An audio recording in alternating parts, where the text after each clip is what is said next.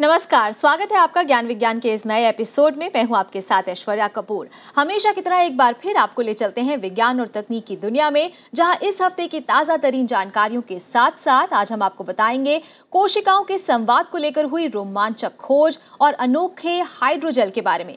लेकिन सबसे पहले नजर इस हफ्ते की सुर्खियों पर। हमारे शरीर की कोशिकाएं आपस में कैसे करती हैं बातचीत? वैज्ञानिकों ने ढूंढ निकाला वो अहम सुराग। नवजात शिशुओं और बच्चों की मृत्यु दर पर सामने आई नई जानकारी। सेव द चिल्ड्रन की 16वीं रिपोर्ट से खुलासा। अब क्लिक केमिस्ट्री तकनीक से बनेगा हाइड्रोजेल। भारतीय मूल के शोधकर्ताओं ने जगाई बायोमेडिकल रिसर्च में नई उम्मीद। अब सर्न का सदस्य देश बना भारत। एसोसिएट सदस्य बनने वाला एशिया का दूसरा देश होगा भारत। और हमारे खोज खबर सेगमेंट में आज हम जानेंगे क्या होता है ई कचरा और कैसे होता है उसका प्रबंधन। और अब खबरें विस्तार से। हमारे शरीर की कोशिकाएं जीती हैं, बढ़ती हैं और सबसे बड़ी बात कि वो आपस में संचार भी करती हैं। हालांकि अभी तक विज्ञान के लिए ये एक गूढ़ रहस्य ही रहा है कि आखिर कोशिकाएं आपस में और बाहरी दुनिया से संचार कैसे करती हैं। लेकिन अब भारतीय शोधकर्ताओं की एक टीम ने इसका अहम सुराग खोज निकाला है।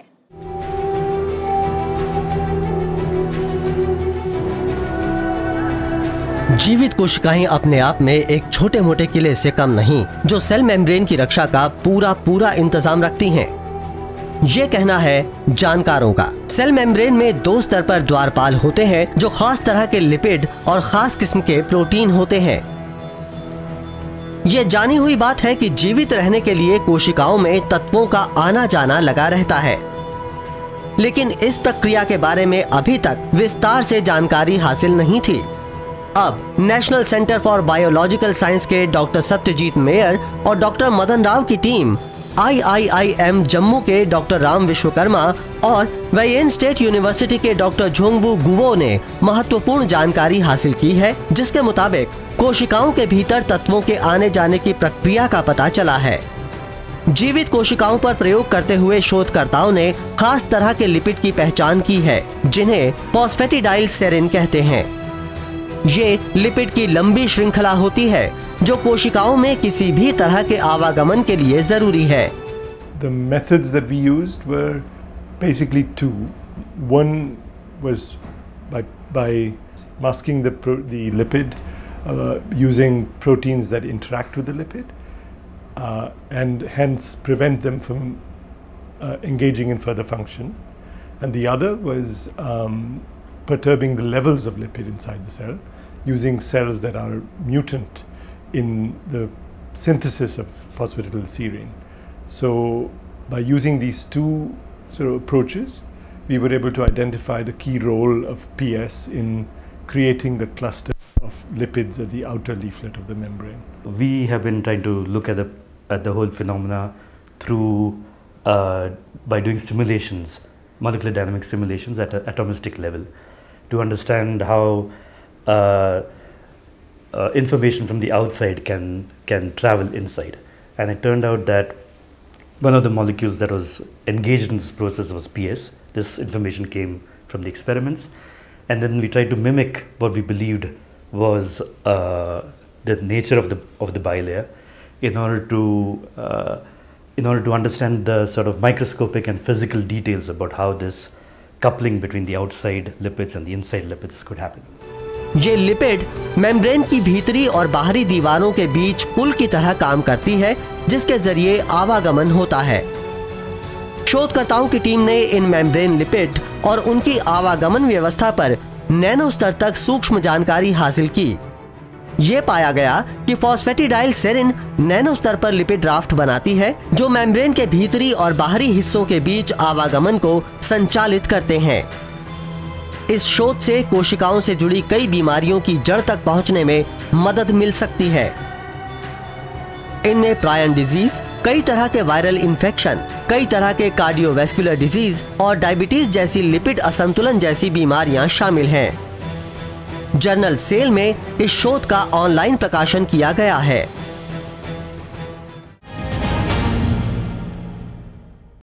देश में मां और बच्चों का जीवन स्तर कितना खराब है, इस पर ताजा रिपोर्ट आई है।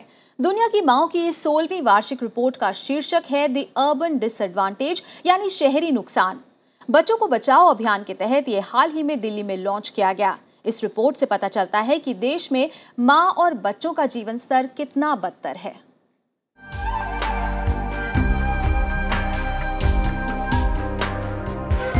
हाल के दशकों में हमारे देश में नवजात बच्चों और माताओं की मृत्यु दर में काफी कमी आई है। भारत ही नहीं, पूरी दुनिया में मृत्यु दर में कमी दर्ज की गई है।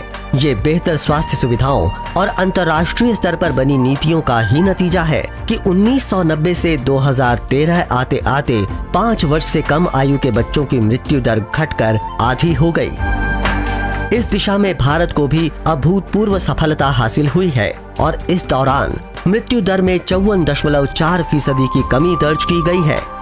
आंकड़े बताते हैं कि इसके बाद भी हर साल देश में 7,60,000 से ज्यादा बच्चों की मौत होती है। गंभीर बात यह है कि इनमें से कई बच्चों की मौत को रोका जा सकता है।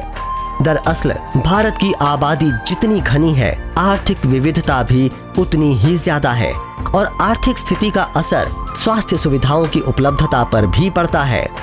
यही वजह है कि बड़े शहरों में रहने के बावजूद करोड़ों माताएं और बच्चे आज भी बुनियादी स्वास्थ्य सुविधाओं और पीने के साफ पानी से महरूम हैं। देश की राजधानी दिल्ली का भी यही हाल है। यहाँ झुग्गी झोपड़ियों में बेहतर जिंदगी की तलाश में आए ग्रामीण रहते हैं, लेकिन उन्हें जीने की बुनियादी सुविधाओं से भी वंचित रहना पड़ता है। 5 वर्ष तक की उम्र के बच्चों की बात करें तो अमीरों की तुलना में उसी शहर में रहने वाले गरीब तबके में मृत्यु दर की आशंका 3.2 गुना ज्यादा है। इस चिंताजनक स्थिति पर काबू पाने के लिए आमदनी को आधार बनाए बिना बेहतर स्वास्थ्य सुविधाएं उपलब्ध कराना एक चुनौती है। द अर्बन डिसएडवांटेज नाम से सेव चिल्ड्रन इनिशिएटिव की 16वीं सालाना रिपोर्ट इसी चुनौती पर केंद्रित है। हाल में दिल्ली में अल्पसंख्यक मामलों की मंत्री नजमा हेपतुल्ला ने इस रिपोर्ट का विमोचन किया। रिपोर्ट में अलग अलग मुद्दों को संबोधित किया गया है। मसलन माताओं की मृत्यु का जोखिम, 5 साल से कम उम्र के बच्चों की मृत्यु दर, शैक्षणिक स्थिति, आर्थिक उपलब्धियां और राजनीतिक हालात। उम्मीद है कि इस रिपोर्ट को आधार बनाकर कार्रवाई की जाए तो गरीब तबके के नवजात बच्चों और माताओं की मृत्यु दर में कमी आएगी।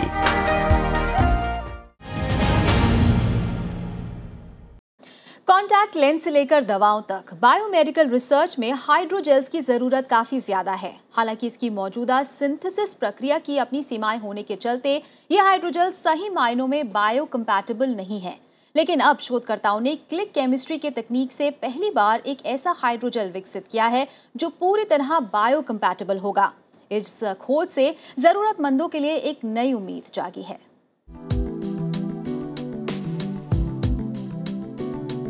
हाइड्रोजेल एक खास किस्म के पॉलीमर होते हैं जिनमें पानी सोखने की क्षमता होती है और जिनसे ऑक्सीजन पास होकर गुजर सकती है। हाइड्रोजेल इंसानों में पाए जाने ऊतकों ऊतकों से काफी मिलते जुलते हैं और इनमें अलग अलग भौतिक और रासायनिक गुणों के साथ साथ अलग अलग आकार बदलने की क्षमता होती है। हाइड्रोजेल के इन्हीं गुणों के कारण इनका उपयोग उपचार विधियों और बायोमेट्रिक रिसर्च के लिए किया जाता है। भूरे समुद्री शैवाल में मिलने वाले एल्जीनेट हाइड्रोजेल में शोधकर्ताओं की खासी दिलचस्पी है। एल्जीनेट हाइड्रोजेल का उपयोग दवाएं देने की प्रक्रिया में, ऊतकों के पुनर्निर्माण में, नसों में रक्त प्रवाह तेज करने में और हड्डियों और कार्टिलेज को दुरुस्त करने में किया जाता है। लेकिन अभी तक जिस एल्जीनेट हाइड्रोजेल का इस्तेमाल होता था वो जैविक जरूरतों से पूरी तरह से मेल नहीं खाते थे। अक्सर एल्जीनेट हाइड्रोजेल बनाने में इस्तेमाल किए जाने वाले द्रव्य शरीर की कोशिकाओं और अणुओं के विरुद्ध प्रतिक्रिया करते थे। इस समस्या से निपटने के लिए विश्वविद्यालय के भारतीय मूल के वैज्ञानिक डॉक्टर नील जोशी और डॉक्टर राजीव देसाई ने अपने सहकर्मी डॉक्टर मूनी के साथ मिलकर एक ऐसे एल्जीनेट हाइड्रोजेल का निर्माण किया है जो सही मायने में जैविक जरूरतों को पूरा करता है। इस टीम ने क्लिक केमिस्ट्री की तकनीक का इस्तेमाल किया है जिसमें चुनिंदा द्रव्य तेजी से प्रतिक्रिया करते हैं। जैविक जरूरतों के अनुसार क्लिक एल्जिनेट जेल का निर्माण होता है जो नकारात्मक रासायनिक प्रतिक्रिया को रोकते हैं। नतीजा ये निकलता है कि जेल के संपर्क में आने वाली कोशिकाएं और अणु नष्ट नहीं होते। जैविक जरूरतों के अनुरूप इस एल्जिनेट हाइड्रोजेल की खोज काफी महत्वपूर्ण है, जिसका इस्तेमाल अलग अलग जरूरतों के मुताबिक किया जा सकता है। इसके अलावा नए ऊतकों के निर्माण से जुड़े शोध में भी ये काफी मददगार साबित हो सकता है।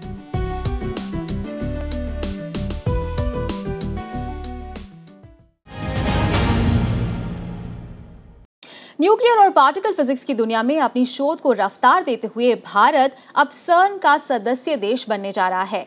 खबरों के मुताबिक केंद्र सरकार ने सर्न की एसोसिएट सदस्यता का प्रस्ताव मंजूर कर लिया है।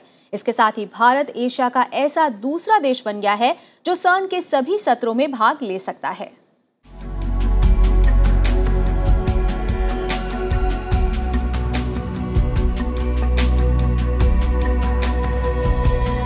सर्न के प्रयोगों को भारत अब मूक दर्शक बनकर नहीं देखता रहेगा। अब ये तय हो चुका है कि भारत भी सर्न का सदस्य बनेगा। केंद्र सरकार ने भारत को सर्न का एसोसिएट सदस्य बनने की मंजूरी दे दी है। पाकिस्तान के बाद भारत एशिया का दूसरा देश होगा जिसे परमाणु शोध के लिए बनी यूरोपीय संस्था की सदस्यता हासिल होगी।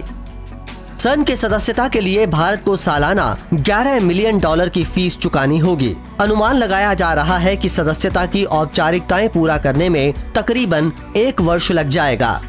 सर्न दुनिया की सबसे बड़ी पार्टिकल फिजिक्स की प्रयोगशाला है, जिसका गठन 1954 में जिनेवा में किया गया था।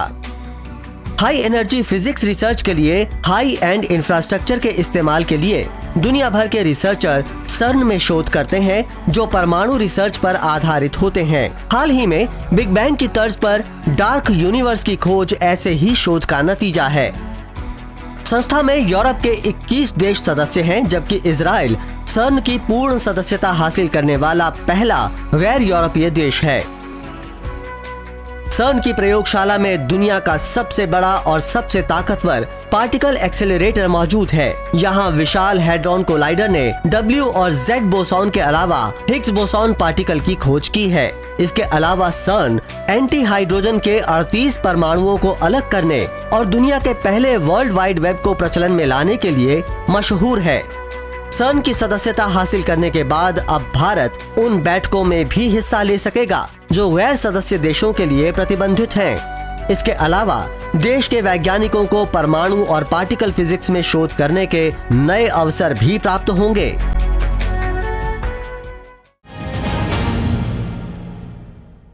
और अभी वक्त है एक छोटे से ब्रेक का, आप कहीं मत जाइए, देखते रहिए ज्ञान विज्ञान।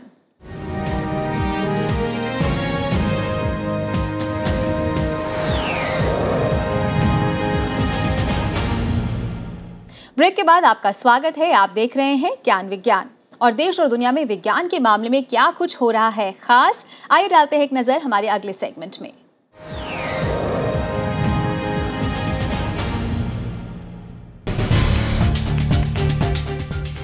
स्वास्थ्य सुविधाओं को आम लोगों तक पहुंचाने के लिए जम्मू के कठुआ जिले के बशोली में हाल में हेरिटेज एंड हेल्थ मेला के नाम से हेल्थ फेयर का आयोजन किया गया। नेशनल हेल्थ मिशन के जम्मू विंग के कैंप में 3 दिनों का मेडिकल कैंप लगाया गया, जिसमें पीडियाट्रिशियन और न्यूरोलॉजिस्ट समेत 100 से ज्यादा डॉक्टर मौजूद थे। हमारा ये था कि हम 3000 करेंगे ताकि हम एक बच्चे को ज़्यादा से ज़्यादा टाइम दे सके और हमारे से कोई बच्चा ऐसा छूट ना जाए जिसमें कोई डिजीज़, डेफिशिएंसी या डिसऑर्डर हो। तो अब ये देखकर अभी इनका रश देख के हमें लगता है कि बच्चों को अब खुद भी पता चला है। स्कूल ने जो भेजे हैं वो तो ठीक है, उसके अलावा भी कुछ बच्चों को पता लगा, वो भी आगे हैं। तो हमारा ये रहेगा, अगर हमें 4 दिन भी यहाँ करना पड़ेगा, 5 दिन भी करेंगे हम, पर ये बच्चे सारे देख के जाएंगे। ये एक बहुत बड़ी अचीवमेंट हो जाएगी। जो टीम सारा साल घूम कर स्कूलों में, सारा साल घूम कर आंगनवाड़ी वर्कर्स में जाती थी, आंगनवाड़ी सेंटर्स में जाती थी, अब वो एक ही जगह बैठकर सारी टीम्स यहीं बैठी हैं।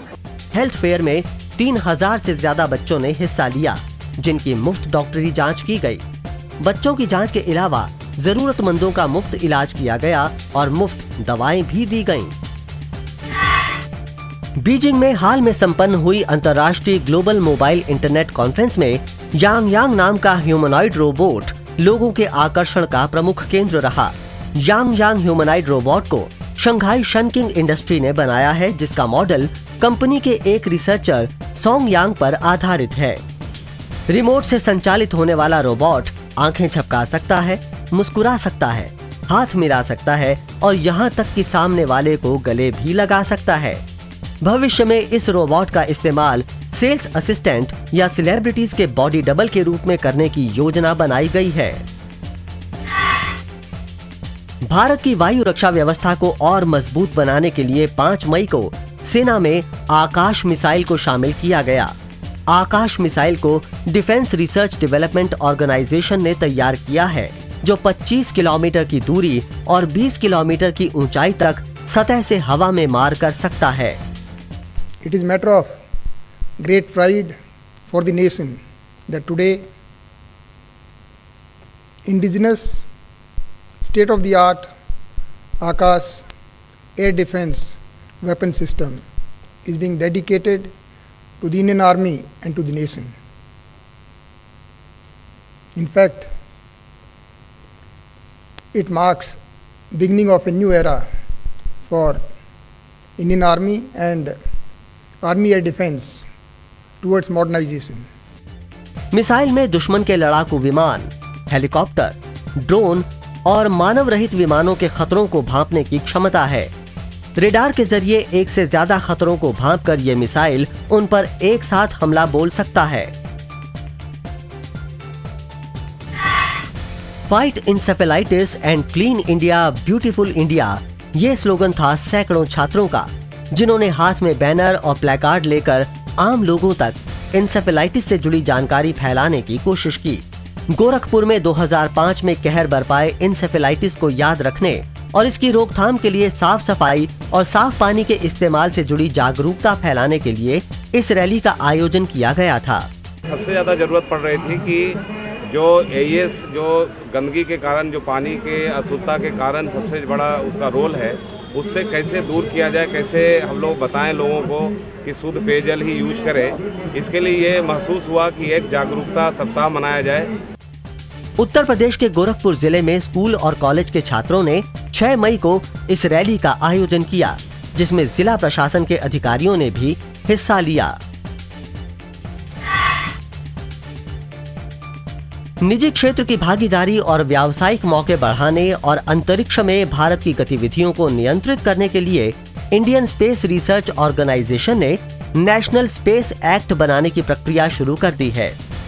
अंतरिक्ष से जुड़ी अंतर्राष्ट्रीय नीतियों के अनुरूप विशेषज्ञों की मदद से एक्ट का ड्राफ्ट तैयार कर लिया गया है। इसरो संयुक्त राष्ट्र की तैयार की गई नीतियों के अनुरूप अंतरिक्ष के कूड़े के निस्तारण के नियमों का पहले से ही पालन कर रहा है। अंतरिक्ष से कूड़े को हटाने की दिशा में अंतर्राष्ट्रीय स्तर पर बने नियमों का भी इसरो गंभीरतापूर्वक पालन कर रहा है।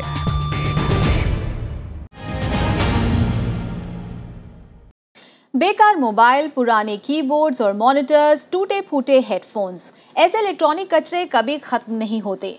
दुनिया भर में तेजी से बढ़ते ई कचरे की वजह से पर्यावरण के लिए भी गंभीर संकट खड़ा होता जा रहा है। इससे हवा और पानी में जहर फैल रहा है, जिससे गंभीर किस्म के कैंसर का खतरा भी पैदा होने लगा है। आज के सेगमेंट खोज खबर में हम चर्चा करेंगे कि आखिर ई कचरे में ऐसा क्या होता है और उससे कैसे निपटा जाए।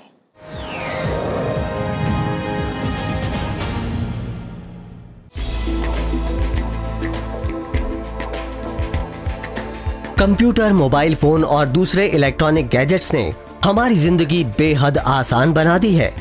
कहा जाए कि पूरी दुनिया ई विलेज बन चुकी है तो गलत नहीं होगा। लेकिन क्या आप जानते हैं कि इलेक्ट्रॉनिक गैजेट्स जब बेकार हो जाते हैं तो इनका क्या होता है? हम लोग तो आसानी से टूटे हुए मोबाइल या पुराने कंप्यूटर स्क्रीन फेंक देते हैं, लेकिन ऐसा करते हुए हमें इस बात का एहसास नहीं होता कि हमारी इस हरकत से शहर धीरे धीरे ई वेस्ट का कूड़ादान बनता जा रहा है। बेकार हो चुके इलेक्ट्रॉनिक सामान को ई वेस्ट कहते हैं। आज की तारीख में ई वेस्ट का निस्तारण एक बड़ी चुनौती बन गई है। ई वेस्ट में बेकार हो चुके कंप्यूटर या कंप्यूटर का सामान, दफ्तर में काम आने वाले बेकार इलेक्ट्रॉनिक गैजेट्स, मनोरंजन के इलेक्ट्रॉनिक साधन, बेकार मोबाइल फोन और टीवी सेट, रेफ्रिजरेटर और हेडफोन जैसे सामान आते हैं। अनुमान के मुताबिक पूरी दुनिया में हर साल 50 मिलियन टन ई वेस्ट पैदा होता है। जहां तक भारत का सवाल है तो ई वेस्ट पर रिपोर्ट के मुताबिक देश में हर रोज 0.573 मिलियन टन इलेक्ट्रॉनिक वेस्ट पैदा होती है। ई वेस्ट में 70% योगदान 10 राज्यों का है, जिसमें महाराष्ट्र का नाम सबसे ऊपर है। सवाल उठता है कि आखिर ई वेस्ट को लेकर चिंता क्यों जताई जा रही है? जवाब बेहद गंभीर है। टीवी और कंप्यूटर में cathode ray tube, printed circuit board, chip, plastic का सामान और तार के अलावा क्लोरोफ्लोरोकार्बन, पॉलीविनाइल, हैवी मेटल और रेडियो एक्टिव सामान होता है जो बेहद नुकसानदेह होता है।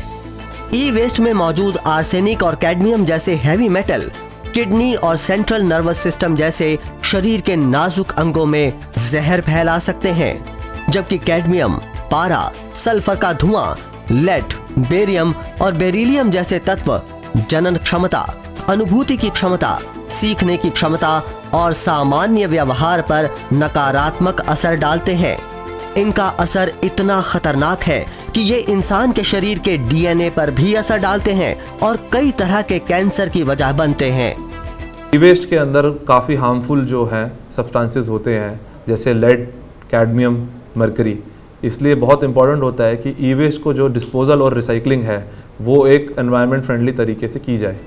चिंता की बात यह है कि ज्यादातर ई वेस्ट को पूरी तरह खत्म नहीं किया जा सकता। नतीजा ये निकलता है कि नुकसानदेह ई वेस्ट सालों तक पर्यावरण में प्रदूषण फैलाता रहता है। एयरबॉर्न डाइऑक्सिन, कार्सिनोजेन जैसे तरल और हवा में घुलने वाले हैवी मेटल पीने के पानी, ग्राउंड वाटर, मिट्टी और हवा के जरिए शरीर में पहुंचते हैं। इन तत्वों का नकारात्मक असर धरती और समुद्र दोनों ही जगहों पर रहने वाले प्राणियों पर पड़ता है, चाहे पालतू जानवर हो या जंगली जानवर। कंदमूल, फल और पानी के जरिए ये सभी प्राणियों के शरीर में प्रवेश कर जाते हैं। दुनिया भर में ई वेस्ट चिंता का विषय बना हुआ है। इस खतरे को समझते हुए तमाम देशों की सरकारें ई वेस्ट के निस्तारण पर गंभीरता से काम कर रही हैं। आज दुनिया भर में कई कंपनियां ई वेस्ट को इकट्ठा कर उसे फिर से इस्तेमाल करने लायक बना रही हैं। हाल में सरकार ने ई वेस्ट 2015 नाम से ई वेस्ट से जुड़े नियमों में संशोधन किया है, जिसमें कई नए प्रावधानों को शामिल किया गया है। गवर्नमेंट ने management and handling rules for E waste जो हैं वो सन 2012 में रिलीज़ करे थे। 1 मई से वो इफेक्ट में आए थे। उसके बाद जो हालात हैं ई वेस्ट को लेकर वो काफ़ी बेहतर हो गए हैं, क्योंकि गवर्नमेंट ने कबाड़ी वालों के लिए और जो डिस्पोज करने के लिए कस्टमर्स हैं, बल्क यूज़र्स हैं, बल्क कंज्यूमर्स हैं, जो उनके लिए ये एक ज़रूरी कर दिया है कानूनन प्रावधान के द्वारा कि वो अपने ई वेस्ट को एक सिर्फ गवर्नमेंट ऑथराइज रिसाइकलर को ही दे, और इस तरीके से दे मेक श्योर कि जो ई वेस्ट है वो एक एनवायरनमेंट फ्रेंडली तरीके से रिसाइकल को, एनवायरनमेंट को बिना कोई हानि पहुंचाए रिसाइकल हो। साफ है कि आज की तारीख में ई वेस्ट का फिर से इस्तेमाल करना वक्त की जरूरत है। आइए अब देखते हैं कि एक उपभोक्ता के रूप में हम कैसे ई वेस्ट पैदा होने से रोक सकते हैं। ई वेस्ट से निपटने का सबसे बड़ा उपाय है वैसे फैंसी इलेक्ट्रॉनिक गैजेट्स ना खरीदना जिनकी जरूरत ना हो। इलेक्ट्रॉनिक गैजेट खरीदते वक्त इन बातों का ध्यान रखना चाहिए। इलेक्ट्रॉनिक गैजेट में कम से कम जहरीले पदार्थों का इस्तेमाल हो। ऐसे पदार्थ हों जिनका दोबारा इस्तेमाल किया जा सके, बिजली की खपत कम करने वाले हों, डिजाइन ऐसा हो कि उन्हें अपग्रेड किया जा सके या खोलकर दोबारा जोड़ा जा सके, कम से कम सामान के इस्तेमाल से बना हो, वापस लेने या बदलने की सुविधा हो, नियंत्रक संस्थानों से मान्यता प्राप्त हो। बजाय नए उपकरण खरीदने के पुराने कंप्यूटर और इलेक्ट्रॉनिक उपकरणों को अपग्रेड करें। पुराने इलेक्ट्रॉनिक उपकरण फेंकने के बजाय उसे किसी जरूरतमंद को दे दें। अगर आप कोई नया उपकरण खरीद रहे हैं तो दुकानदार से पूछें कि वो पुराने इलेक्ट्रॉनिक उपकरण खरीदता है या नहीं। यदि हाँ, तो उसे पुराने उपकरण बेच दें। गूगल ड्राइव और ड्रॉप बॉक्स जैसी सुविधाएं आने के बाद स्टोरेज और बैकअप के लिए सीडी और पेन ड्राइव जैसे उपकरणों की जरूरत खत्म हो गई है। अपने इलेक्ट्रॉनिक उपकरण संभाल कर रखें ताकि नई खरीद से पहले आपको ये मालूम हो कि आपकी वास्तविक जरूरत क्या है। इलेक्ट्रॉनिक उपकरणों के निस्तारण के लिए निर्देशों का ध्यानपूर्वक पालन करें। इन दिनों ई वेस्ट का बाजार बढ़ता जा रहा है, लिहाजा पुराने उपकरणों के निस्तारण के लिए स्थानीय ई वेस्ट बाजार के बारे में पता रखें। और आखिर में इलेक्ट्रॉनिक गैजेट के निस्तारण के बारे में अपनी जानकारी को बेहतर बनाएं। ज्यादातर उपकरणों में जहरीले पदार्थ होते हैं, लिहाजा उन्हें सही तरह से समाप्त करना जरूरी है। इससे जुड़ी जानकारी अपने परिवार और पड़ोसियों को भी बताएं। जहरीले पदार्थों के बारे में सही जानकारी ई वेस्ट के निस्तारण में काफी सहायक सिद्ध होगी।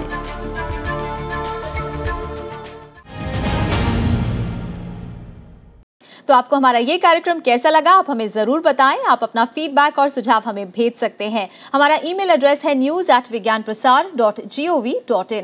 आप अपनी राय हमें डाक के जरिए भी भेज सकते हैं। हमारा पता है विज्ञान प्रसार, C24 कुतुब इंस्टीट्यूशनल एरिया, नई दिल्ली 110016। तो आज के लिए बस इतना ही, लेकिन विज्ञान और तकनीक की ताजा हलचल से आपको रूबरू करवाने के लिए अगले हफ्ते हम होंगे हाजिर इसी वक्त इसी चैनल पर।